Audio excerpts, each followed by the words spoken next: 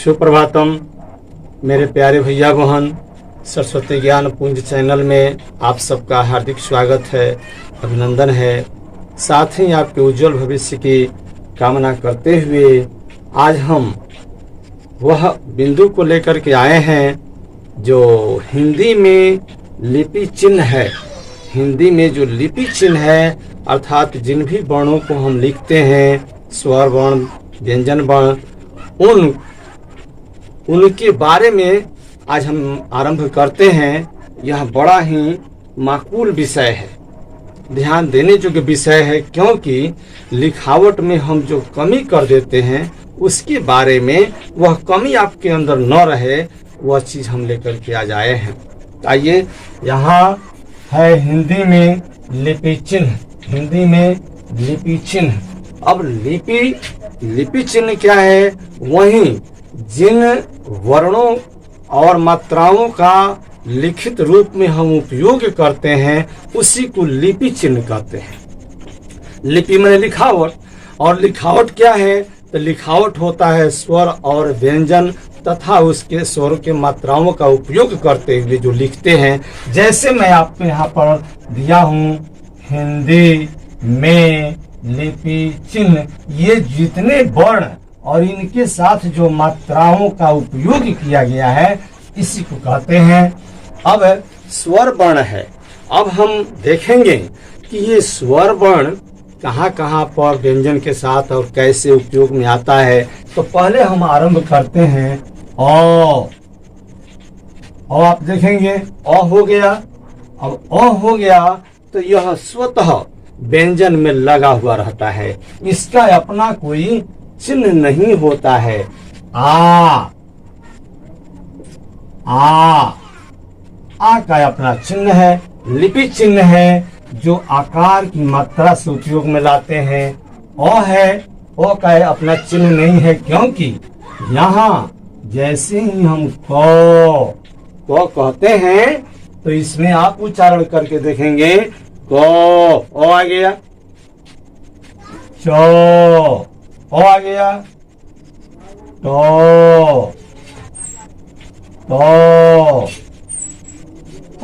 अर्थात ये स्वर वर्ण और व्यंजन वर्ण मिल करके जो 52 वर्ण होते हैं, तो ये उसमें व्यंजन में जो है अ स्वतः लगा हुआ है, तभी उच्चारण होता है।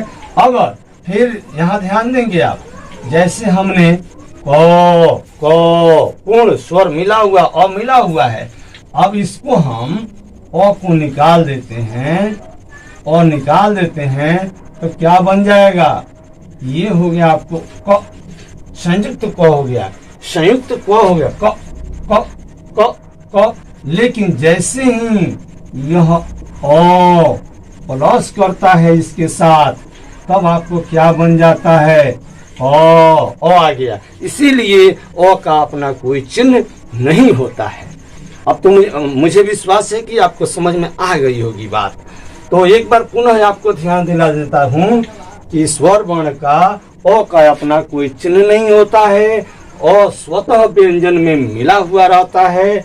उदाहरण के रूप में यहाँ क में हलंत हो गया। ये चिन्ह जो आप देख रहे हैं हलंत है, और हलंत का जिस वर्ण में आप हिंदी में देखेंगे, संस्कृत में ज्यादा उपयोग में आता है, लेकिन हिंदी में आप देखेंगे कि जिस वर्ण में ऐसे दिया हुआ नीचे होगा तो सोचेंगे, समझ जाएंगे कि उसमें स्वर का मात्रा नहीं है, यानी स्वर वर्ण नहीं है। तो यहाँ संयुक्त क यानी स्वर अ है, निकल गया है। तो क्या बच गया? क क क। जैसे आप देखते हैं कभी बहुत सारे आपको शब्द मिलेंगे, जैसे को का, पक्का, यानी इसमें उच्चारण में देखेंगे पक्का का, आ पर जोड़ है, अंतिम क पर प्रेशर यानी डबल अ लगा हुआ है, आ लगा हुआ है। तो ये क्या बन गया? पक्का। ठीक उसी तरह से ये संयुक्त क हो गया, इसमें से अ निकल गया है। और जब ओ आके इसको प्लस करता है तब क्या बन गया, हलन तो हट गया है और ये हो गया क। आ पर हम चलते हैं।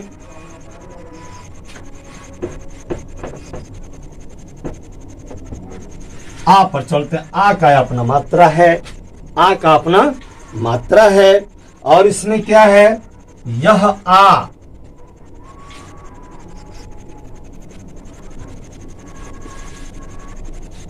ई, आ ई, आ ई, आ ई, ओ, औ। ये चार आप स्वर वर्ण देख रहे हैं, आ ई ओ औ। ये चार स्वर वर्ण जो आप देख रहे हैं, यह व्यंजन के बाद लगता है, व्यंजन के बाद लगता है। अब मैं आपको इसके ऊपर ले चलता हूं। आ जैसे एक शब्द हम लेते हैं,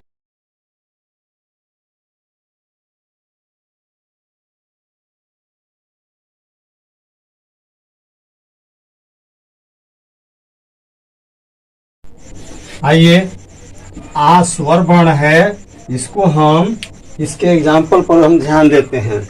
ये क्या है, आ। एक शब्द लिए काम, हमने आपको बताया था कि यह आ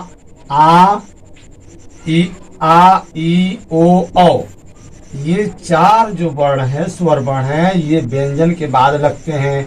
तो आ पर चलते हैं। काम, काम शब्द हो गया, को व्यंजन है और उसके बाद आ लगा हुआ है, यानी व्यंजन के बाद आ लगा हुआ है।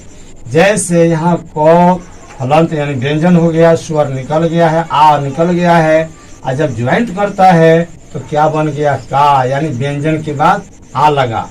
ई, बड़ी ई है, देखेंगे यहाँ देवी, यहाँ देवी व व्यंजन हो गया और बड़ी ई लग गया, देवी हो गया। ओ से एग्जाम्पल लगते हैं कोई, को उसी तरह से को व्यंजन हो गया और यहाँ ओकार लगा हुआ है, को और ओ ये व्यंजन के बाद लगा। फिर अगला एक हम एग्जाम्पल यहाँ लेते हैं, औ से यहाँ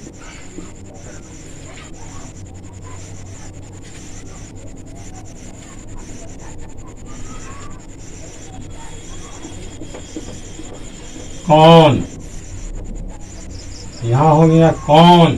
फिर आप देखेंगे यहाँ संयुक्त को हो गया और अ हो गया। जैसे ही यह प्लस करेगा तो बराबर क्या बन जाएगा, को व्यंजन हो गया, आयो कर लगे अर्थात कौ शब्द हो गया। तो ये आपको आ ई ओ औ ये व्यंजन के बाद लगते हैं, लेकिन साथ ही अब इसमें छोटी ई का प्रयोग हम देखते हैं। छोटी ई, यहाँ ई है अर्थात हर्ष ई का मात्रा है, यह कभी भी लगता है तो व्यंजन के पहले लगता है, व्यंजन के पहले लगता है।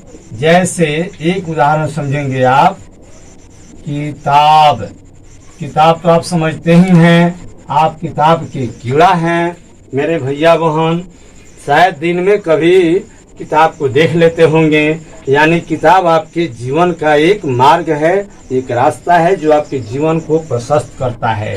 तो किताब यहाँ हमने दिया, अब यहाँ को आप देखेंगे फल हो गया और छोटी अर्थात ई, तो को संयुक्त हो गया यानी व्यंजन है और स्वर निकल गया है। जैसे ही यह व्यंजन में आके मिलेगा तो क्या बन जाता है, की। अर्थात इतना आप ध्यान रखेंगे कि हर्ष ई की मात्रा जो है वह व्यंजन के पहले लगता है, व्यंजन के पहले लगता है।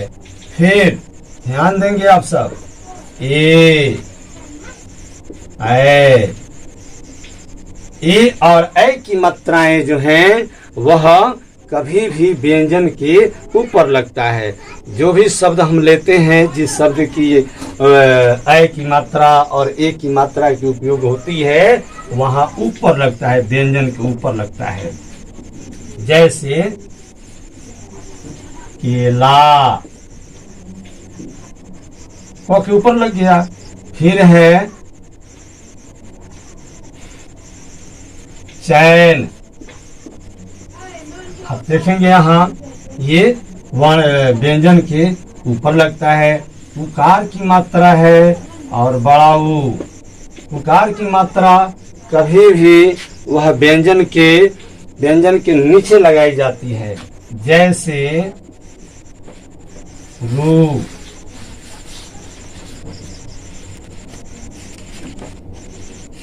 रू हो गया, ये व्यंजन र हो गया, उकार की मात्रा लग गया। फिर है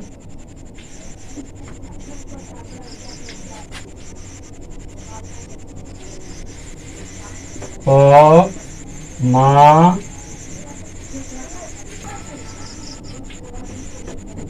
आइए, यहाँ बड़ा ऊ हो गया, तो ये ऐसे हम देते हैं रू। तो ये वर्ण जो है स्वर वर्ण यानी व्यंजन के नीचे लगते हैं, व्यंजन के नीचे लगता है। अब इसके साथ आ जाता है अनुस्वार और विसर्ग। अनुस्वार और विसर्ग यह स्वर वर्ण के ऊपर और बाद में भी लगता है। जैसे देखते हैं आप। और दूसरा है अह। है ना, अंग हो गया, ये स्वर वर्ण के ऊपर लग जाता है और बाद में भी लग जाता है। फिर अब हम चलते हैं क्या कि ये स्वरों की मात्राओं के अनुसार व्यंजन वर्ण में स्वरों के मात्राओं के अनुसार व्यंजन वर्ण में 12 रूप दिए गए हैं, जिसको आप लोग बखूबी जानते भी हैं।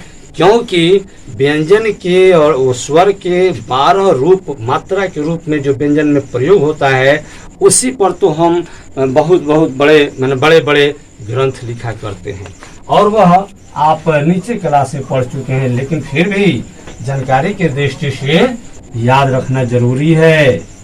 क आ की ऊ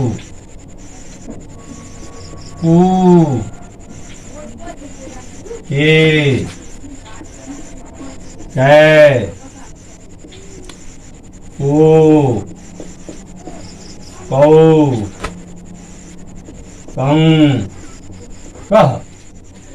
अब आप देखेंगे, आप 1 2 3 4 5 6 7 8 9 10 11 12 अर्थात मात्राओं का यहाँ ये स्वर की मात्राओं का जो व्यंजन में प्रयोग किया जाता है, जो आप शुरू क्लास में पढ़ते भी हैं। क का की कु के कै ओ कौ कं कह, अर्थात ये कुल मिलाकर के 12 ये मात्रा का प्रयोग हम लिखावट के दृष्टि से किया करते हैं। अब है आइए, अब हम आपको लेके चलते हैं लिखावट की दृष्टि से कि जिन वर्णों का हम लिखावट करते हैं उसमें 2 तरह की व्यवस्था होती है। व्यंजन वर्ण 2 तरह से लिखे जाते हैं। एक होता है खड़ी पाई,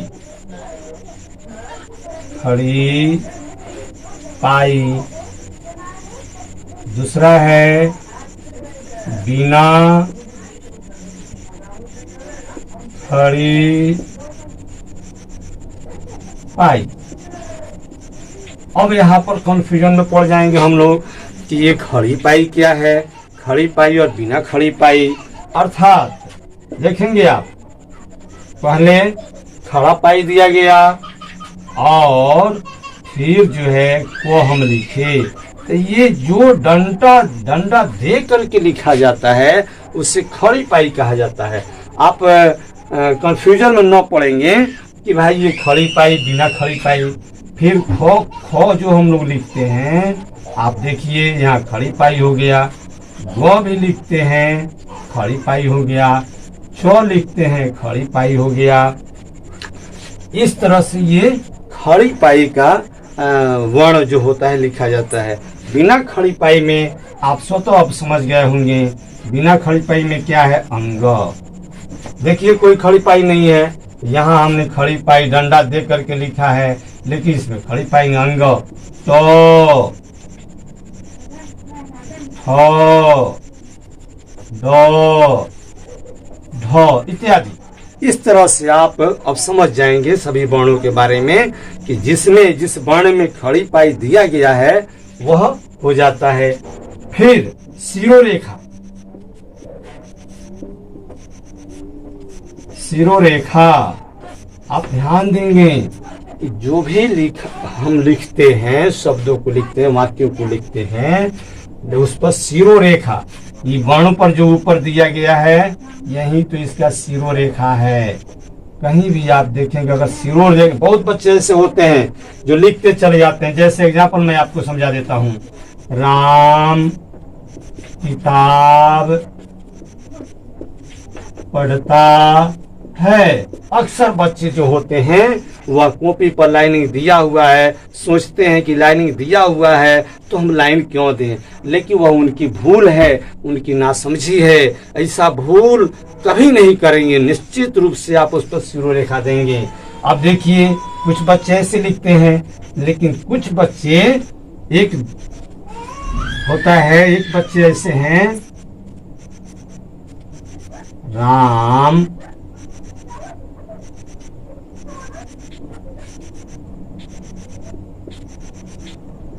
किताब पढ़ता है। अब देखिए एक तरह का बच्चा जो है वह शिरोरेखा नहीं दिया, उसके लिखावट और सुंदरता को ध्यान देंगे। एक बच्चा है जो राम किताब पढ़ता, उसी चीज को लिखा और शिरोरेखा दे करके लिखा है। स्वतः आप अनुमान लगा लेंगे कि शिरोरेखा देना कितना जरूरी होता है। फिर अब आगे हम चलते हैं। आगे जब दो वर्णों के बीच में स्वर की मात्रा किसी में नहीं रहती है वह संयुक्त व्यंजन हो जाता है। एक में रहती है और एक में नहीं रहती है, वह संयुक्त व्यंजन में आ जाता है। उससे आप देखेंगे जैसे चौका। अब आप चक्का हमें यहाँ दे दिए, पक्का यहाँ हमने दे दिया। यहाँ देखेंगे आप, यहाँ संयुक्त क है, यानी स्वर की मात्रा उसमें नहीं है, और सेम वहीं को बगल में है, उसमें स्वर की मात्रा है। तो यहाँ हम पढ़ते हैं चक्का, ये संयुक्त व्यंजन में आता है। पक्का यानी एक ही तरह के दो व्यंजन लगे हुए रहते हैं, वहां पर ये चक्का और पक्का आ जाता है। चलिए आज के लिए इतना ही। फिर मैं उम्मीद करता हूं कि आप हमारे इस चैनल को, हमारे इस वर्ग को लाइक जरूर करते होंगे और अध्ययन करते रहेंगे। मेरे भैया बहन, एक चीज आप ध्यान रखेंगे, क्योंकि जीवन में अगर कुछ करना है, जीवन में अगर कुछ आपको करना है तो आपको मेहनत करने होंगे। अक्सर भैया बहन, अक्सर विद्यार्थी ये ध्यान देते हैं कि हिंदी विषय है, हम हिंदी विषय कर लेंगे, लेकिन हिंदी में अक्सर नंबर कट जाता है। आज के दौर में, आज की जो परिस्थितियां हैं मेरे भैया बहन, यदि आप मेहनत नहीं करते हैं तो आप कुछ नहीं कर पाएंगे। साथ ही हिंदी विषय को आप इजी वे में नहीं लें, आसानी से नहीं लेंगे। हम हिंदी लिख लेंगे। अक्सर आपको हम अगले क्लास में बताएंगे कि कहाँ पर की और की। अब यहाँ किताब लिख दिया गया, लेकिन ये लगा है शिकार। लेकिन अगर कोई लिख देता है किताब, उच्चारण की दृष्टि से तो दोनों किताब ही है, उच्चारण की दृष्टि से दोनों किताब लिखा गया है, लेकिन आपके समझ में नहीं है कि हर्षई कहाँ रहेगा, दीर्घई कहाँ रहेगा, तो यह आप भूल कर सकते हैं। जो अगले क्लास में हम लोग चलेंगे। तो आइए आज के लिए इतना ही। मैं अनुमान करता हूँ कि आप हमारे इस चैनल को और हमारे इस वर्ग को जरूर देखे होंगे और इससे आप लाभ उठाएंगे, आप सब्सक्राइब करेंगे। हमारे आज के वर्ग में बिंदु हमने जो दिया है, इसको आप सब्सक्राइब करते हुए मुझे सूचना देंगे, अपने विचारों से अवगत कराएंगे। अगर कुछ बिंदु छूटता है तो मैं पुनः अगले वर्ग में दूंगा। मुझे आपके कमेंट का इंतजार रहेगा तथा आपके उज्जवल भविष्य की कामना करते हुए आज इस वर्ग का मैं समापन करता हूँ। धन्यवाद।